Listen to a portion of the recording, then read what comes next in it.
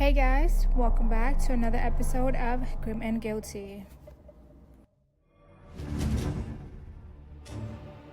Tonight we're heading to San Bernardino, California, to a place that has treated thousands of patients, and, according to some, never truly discharged a few. Patton State Hospital sits in San Bernardino, California, at the base of the mountains, quiet from a distance, clinical up close. It opened in 1893 under a different name, the Southern California State Hospital for the Insane.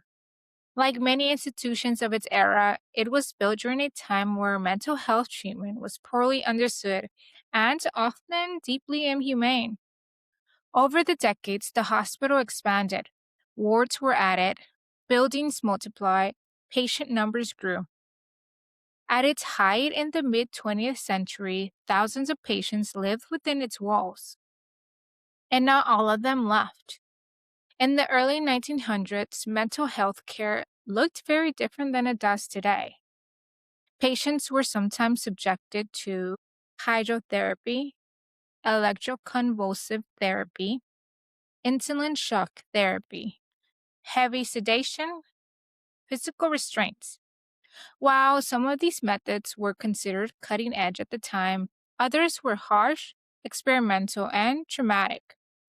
Records show overcrowding during certain decades, staff shortages, patients committed long term for conditions we now understand very differently.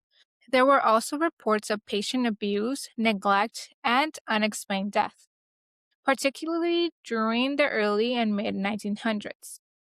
Patton even has a cemetery on its grounds, where hundreds of former patients were buried, many marked only with numbers instead of names, and that's where the paranormal rumors begin. For years, families either didn't claim bodies or were never notified properly. Some graves were left with small concrete markers bearing nothing but numbers. No names, no dates, no acknowledgement of who those people once were. Locals have long whispered that the cemetery feels different. Cold patches in the air, a heavy silence, and the feeling of being watched.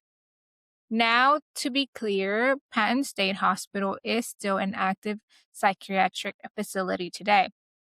Large sections are restricted and not accessible to the public. But stories have circulated for decades from former staff, contractors, and nearby residents. Some claim to hear footsteps in empty hallways, doors slamming when no one is there, distant screams late at night. Others report seeing shadow figures moving behind frosted windows. Maintenance workers have described tools going missing, only to reappear in places they had already checked. Security personnel have allegedly reported alarms triggered in vacant buildings. And then there are the cold spots, rooms where the temperature seems to drop suddenly without explanation. One of the most persistent legends involves underground tunnels beneath the property. Like many older institutions, Patton reportedly had service tunnels connecting buildings. They were used to transport supplies, move patients discreetly, and allow staff to navigate during bad weather. Some former workers have claimed that the tunnels feel disorienting, that voices echo when no one else is present. With places like Patton, it's important to separate documented history from local legend. We know that it opened in 1893. It housed thousands of patients over more than a century. Many patients died there. A cemetery remains on site. We also know that the institution of that era often had grim stories, overcrowding, underfunding, and questionable treatment methods. What we don't know is whether the reported activity is paranormal.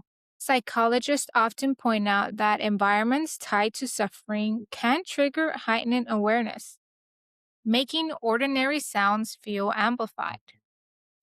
But believers argue that trauma leaves an imprint, that emotional intensity doesn't just disappear. There is a reason psychiatric hospitals frequently top haunted location lists. They combine isolation, long term confinement, emotional extremes, death, abandonment, even active facilities can feel eerie after dark. It's important to remember that Patton State Hospital is not just a haunted asylum story, it is a functioning medical institution, and it was home to real people. Many individuals who lived and died there were patients struggling with mental illness during a time when society didn't fully understand how to treat them. When we talk about the paranormal, we also need to acknowledge the human history, the numbered graves, the forgotten names, the lives reduced to files in storage. Sometimes what lingers isn't a spirit, it's memory. Today, Patton State Hospital operates as a forensic psychiatric facility. It treats individuals referred by the court system, many found incompetent to stand trial or not guilty by reason of insanity. Security is tight, access is restricted, which of course only fuels the mystery.